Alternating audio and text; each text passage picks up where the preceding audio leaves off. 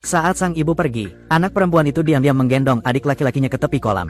Lalu meraih kaki adiknya dan mengangkatnya. Lalu ia mencelupkan kepala adiknya ke dalam air. Saat itu, sang ayah asyik menonton TV.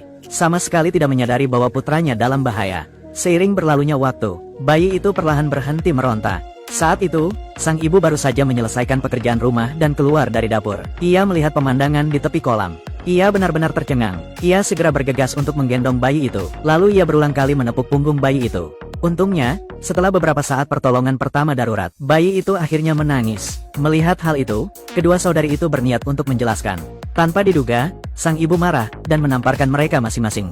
Saat itu, sang ayah yang sedang menonton TV juga mendengar suara itu. Tetapi ia bingung dan tidak tahu apa yang telah terjadi. Melihat hal itu, sang ibu langsung berteriak keras, mengatakan bahwa ia hanya tahu cara menonton sepak bola, tetapi tidak tahu bahwa ia hampir tidak memiliki anak. Mendengar hal itu, pria itu meledak dalam kemarahan, merebut Alkitab dari tangan kedua adiknya. Di depan kedua anak itu, melemparnya dengan keras ke tanah, lalu mengambil sebotol anggur, menuangkannya kemana-mana. "Ayah, tolong jangan, aku mohon, aku bukan ayahmu. Jangan." Ternyata kedua anak ini bukanlah anak kandung mereka. Baru setahun yang lalu, Rahel dan suaminya, Felix, menikah karena sedang hamil. Namun, ketika mereka sedang mengadakan pernikahan yang megah, teman dan kerabat tiba-tiba terdiam. Dan wajah semua orang menunjukkan kengerian. Hal ini membuat Rahel dan Felix bingung. Hingga mereka mengikuti pandangan semua orang. Baru kemudian mereka menemukan noda darah yang mencolok menyebar di gaun pengantin putih bersih. Keduanya segera membawanya ke rumah sakit. Namun pada akhirnya, mereka tetap tidak dapat mempertahankan bayi itu.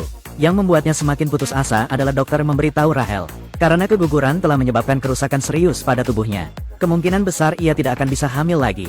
Kabar ini bagaikan sambaran petir bagi Rahel. Setelah meninggalkan rumah sakit, ia tampak menjadi orang yang berbeda. Ia mengunci diri di kamarnya sepanjang hari, tidak bertemu siapapun. Felix melihatnya begitu tertekan, dan merasa sangat tidak nyaman. Maka ia memutuskan untuk mengadopsi seorang anak untuk membantunya keluar dari kegelapan. Dalam waktu singkat, mereka berdua berangkat ke biara terdekat. Namun begitu mereka memasuki gerbang, Rahel merasa ada yang tidak beres. Arsitektur di sini memancarkan perasaan suram yang tak terlukiskan, membuatnya merasa sangat tidak nyaman. Lalu, ketika ia melihat anak-anak terlantar dengan segala macam disabilitas, hatinya semakin terpuruk. Namun, tepat ketika ia hendak menarik suaminya pergi, tiba-tiba sepasang albino bersaudara berlari masuk dari luar. Felix melihat ini dan buru-buru memanggil istrinya untuk pergi. Namun tiba-tiba, begitu ia selesai berbicara, suara gemuruh yang mengerikan terdengar dari luar. Kedua anak itu tampak sangat ketakutan.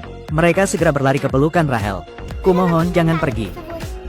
Tidak ada yang mau mencintai kita." Kalimat ini bagaikan jarum yang menusuk hati Rahel, membuatnya segera berubah pikiran. Felix menatap mata istrinya yang penuh tekad, tahu bahwa ia tidak dapat mengubahnya. Akhirnya, ia mengangguk setuju.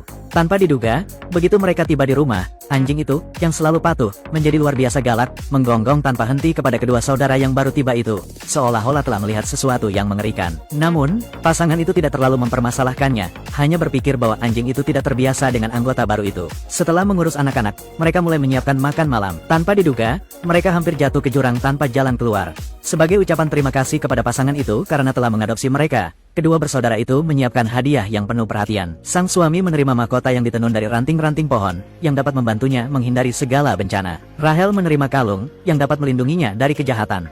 Kepatuhan anak-anak membuat sang suami sangat bahagia. Namun, Rahel melihat pola-pola pada kalung itu, hatinya merasakan kegelisahan yang tak terlukiskan. Ia secara naluriah ingin melepasnya. Namun, melihat suaminya yang tertawa dan berbicara di sampingnya, ia akhirnya menelan keraguannya. Kemudian, atas permintaan anak-anak, seluruh keluarga berkumpul untuk berdoa sebelum makan. Waktu berlalu hingga keesokan harinya. Rahel bersiap-siap untuk pergi bekerja seperti biasa.